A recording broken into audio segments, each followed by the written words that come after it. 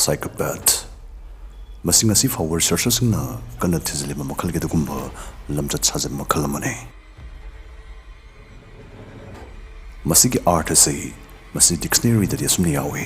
maduri psychopath haiba say masi miyo yamane.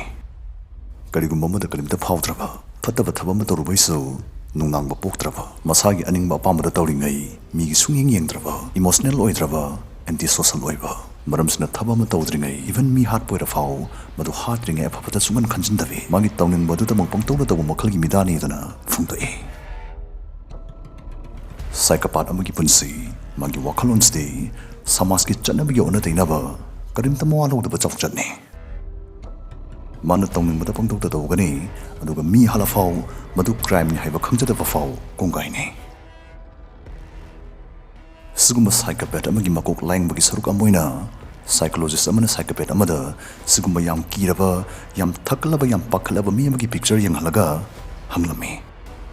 sigi picture si yemada nangonda kari phawi haina sum nanglami madu psychopath aduna sum nakumlaki karim phawde adu aina mi thangna tinba matamda mi singduna siramdai ulakpa mokhoi masak singdogade nangi picture siga yam mani haina asum nakumlaki ngasi kudol tamja kadari basi siguma psychopath angang amagi wari ni Amarjeet sada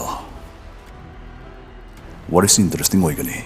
madam di malem gi khwai angang Oiriba serial killer angang se sigi Amarjeet sada hari angang gi pamsas ni haina hojikta wawa longnari bane sunni chahi ni pan gi angang sna mato kramna mi ahum hat khyai bado khangina se Bihar gi Begusarai district da musihri ko wa pipu khungang amalai Hello guys, ngasti trading palm signal irai line season yaba tam matam changdabut kumba trading platform among matang khangna se binama app se koi hojik download toring mina se Real account rupees 66,016 ne accommodation from asna hidringi tam use tonova demo account ne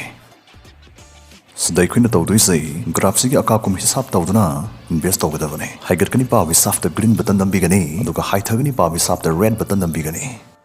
Investment button agi thadaring wa sale gi jang khan gane example in 7,000 khalagi yengsi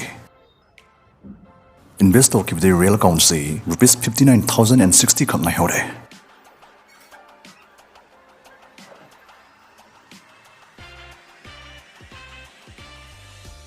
how's mu yeng bio real account se profit yauraga rupees 71,800 surame Deposit button se nambi raga yam line deposit tawsu yai description dagi download to view binama khungang se angang khara marang kai bhaib do oi angang sing se punna sanamine yamade school amata da mahitamine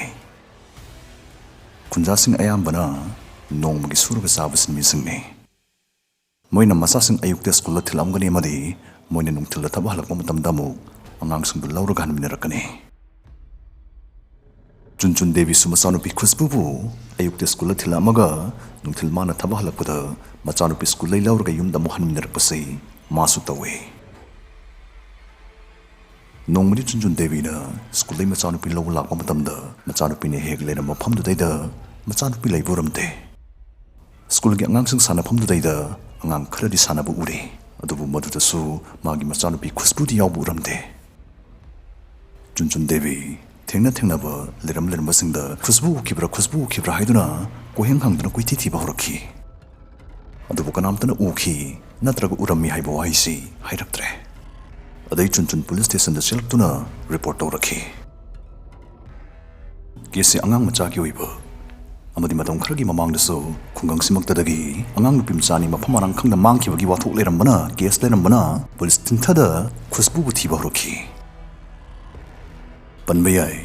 police na khusbu therapist da mamang da mangki harib nu pimsani sigi mari mata thokna bu nu pimaso yaushilaki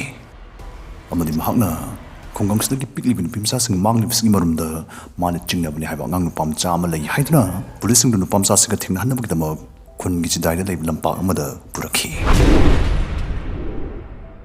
asumna lampak sta ahan boina police ka Amarjeet sada ga thingnaki police na Amarjeet hanglame ani pamsa nang khusbu khibra onthoko matawne Amarjeet wa mata ngangakte man nokphet tawduna laiki Amarjeet ki mongs da police sing do chingna ba phorami makhoina khalle asi ngang se karim khara di khangba male Keesta ma chenatramukso khusbu kinep tokibado madama ohorumba yai kesing matangda ma karim bakradi khamba malik khanbadagi chingnabdagi makoina Amarjeet station da purakhi sadharon angangsingdi police station yorokpa matamda kiba thakatpagumba si phawgale aduba Amarjeet di magi ngasagi nokret tawbidu adum tawri magi masada kiba khangba haibu supok poktrabdu mangai psychopath police officer amana Amarjeet bu wahang pahong pang kada pusilakhi madi hanglame hayun pamsa nang khusbu gi maramda kari kari khangi Amarjeet nokret tawduna dum khume achapol layo duga haige ngahaki matungda police officer do biscuit packet ama paraga changi madu Amarjeet pire Amarjeet biscuit to tap lawraga packet to thugai na yam harauna hairi aidi khusbu gi lebam khangi ma hojik shiramani aina ma hatoma bane police aduna fadang jale akamai tor hatoino khusbu nanga kamai thengino yuni dasne school la thengna bane ma batan da leram badaina sanarujina mongsong do pusil lama kori metat bane makhori mela hat bajam thinungaite bilaite yengu nungaite aduna ina makok da cheng na mung thom dat bane hanjin thomi sanar hat bane Amarjeet ki wasi tawda station as de leram policing swai lawnakhi Amarjeet ki case yam charak chahing na vibe doi ki Amarjeet 1998 ta pokpane chahi manga taruk ta suruptage Amarjeet khana chaina bagi pawsi yam toina tarakhi amadi magi hingsa tong magi apamasi magi imung manung tanatana magi laikai na sukhangi police na makhata na them dona hangdokdagi khangbanga makhimadodi khusbu khangnatana mamangda mangki haribni pimsa ni tisu mana hat ki bangak tani haina Amarjeet na phongdorakhi nupimsa ani dugi manungda amadi Amarjeet ki makhura gi machane chahi taruk ki nupimsa ne aduga topa nupimsa amaduna magi hek pokmina bi machanupi ne sumnai pokpa tha taruk khak ngari bi nupimsa ne nupimsa ani makse Amarjeet na khusbu hat ki bagi mongduda chap manana hat pani haina phongdokjai aduga yam laibak thiba ofamde pikli bi nupimsa sing mangkribase masi Amarjeet ki khutna ni haibase magi apokpa mamam pana di khanglame adubu makhoi ama toina manaduna ronbase lotsin mina kibane samas ki minok maisa kibana ni khangde thattabado ine yokhan mina rubde ngasdi Amarjeet malem gi khwai angang Oiriba serial killer haibe mingtholdo phangle psychologist amana Amarjeet se mi bu ot nei raga mi bu wahal laga mina chaina khang gi mato raga penjaba sadist amani haina sa phungdokhi chahi sudabana Amarjeet jail thazin mai mahod child care home amadoina pukhi chahi tarani pan surapudama mayum da mukshina ki hairi Mangasdi chahi kunmari suramane 2015 da magi paw amadi dakhi madudi Amarjeet